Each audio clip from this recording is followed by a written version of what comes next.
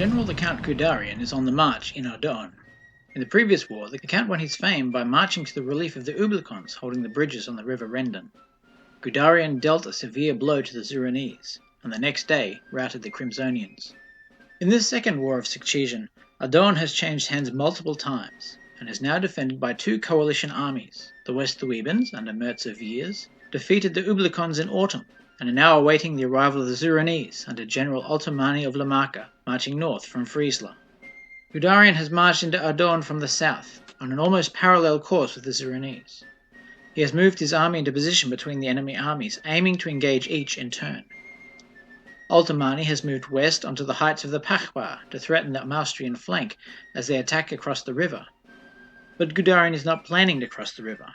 Instead, the bulk of his force moves east to engage the Zurinese. A blocking force is detached to hold the river crossings to prevent the West Thewebans interfering. The West Thewebans have two divisions to hold the eastern crossing, the Leap of Adoen, but they have not artillery, and one of the divisions is composed entirely of militia. The rest of the West Theweban army is further upstream, and is ordered to cross the river and proceed with all speed to engage the Austrian left, but they will be some hours' march away. The Austrian divisions occupy the village of Zitella early in the morning, blocking communication between the coalition forces. Then General von Lüttlingen pushes on towards the river Rendun, planning to hold the West Thewebans on the far side. Mirza Viers sends across a brigade of infantry, forming up the rest of his troops behind, but the Austrians arrive in time, and fierce firefights erupt on the river's edge. Austrian units are able to concentrate on a single unit at a time, and their artillery closes to bring devastating fire. The infantry are disordered and then forced to retreat back across the bridge. Altomani sends another unit which meets with the same fate. Von Lüttlingen senses an opportunity and sends a fresh unit of guards charging forward to drive the West Thewebans back across the river. The assault is devastating, and the guards get over-enthusiastic and pursue the enemy over the bridge. On the far side, Altomani quickly arranges a defensive line of militia and light infantry, and at this moment the columns of the rest of the West Theweban army are spotted arriving at the battlefield. The Austrian cavalry slow their advance, but there are many units arriving. Von Lüttlingen turns his guns to face the incoming threat and calls the guards to fall back across the bridge.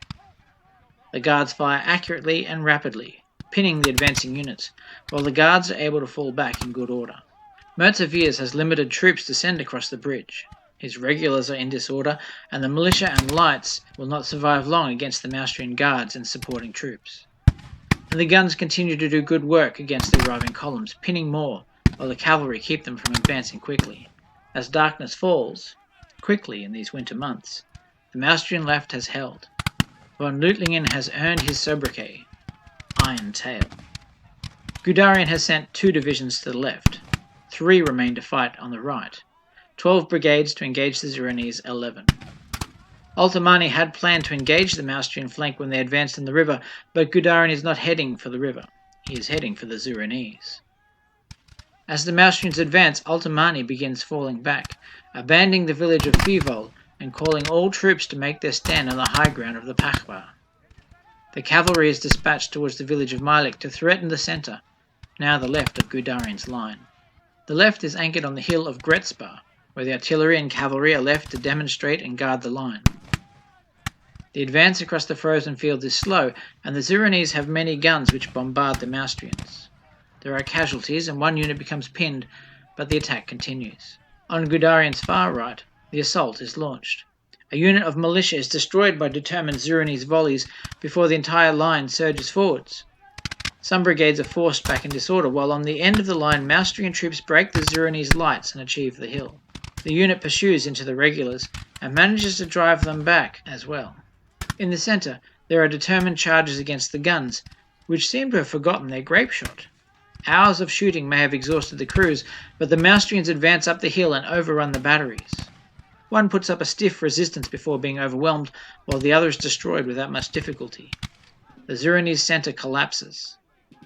The right is a different story, with units pinned and held at bay by determined and accurate shooting from the light infantry. The Zurinese cavalry division threatens the Gretzbar, but long-range fire pins the brigade, and the heavies are unwilling to advance into closer range.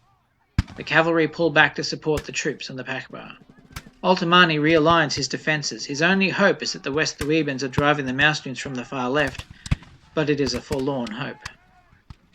Goudarian orders the attack to continue and works to reform the disordered troops who have fallen back, sending them up the Pachbar to find and destroy the enemy. There are many small battles on the hill. Some the Zurinese win, forcing the Maustrians down, but there are always more Maustrians, and quantity has a quality all of its own. Altomani leaves his main line to attempt to rally a force on top of the Pachbar, but the troops simply refuse to form, and eventually the general is obliged to abandon them and return to the main body, leaving the brigade to be driven off and destroyed. The Maustrian guards charge up the hill again and are driven back down, while the regulars beside them push back the Zurinese lights and pursue forwards. This time the Zurinese regulars break and run. Only one formed brigade of infantry remains on the Pachbar. The cavalry return to the main line and take up positions of support, and Altomani joins the heavies, ready to charge any units that break his line.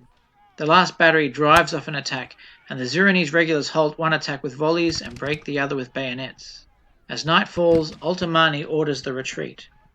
The cavalry units cover the evacuation of the remaining infantry and artillery, but there is not much left to save. Only 4 units escape the battle in good order. More than half of the Zurinese army has been wrecked. Goudarian has kept the field and captured the Pachbar. Only 3 brigades, and one of the militia, have been lost. The coalition are forced to retreat from Adoen. Goudarian is riding high. His reputation is well and truly restored. One more battle remains to be fought this season, with Lord Flavisham engaging Citizen General Acorn in Friesland.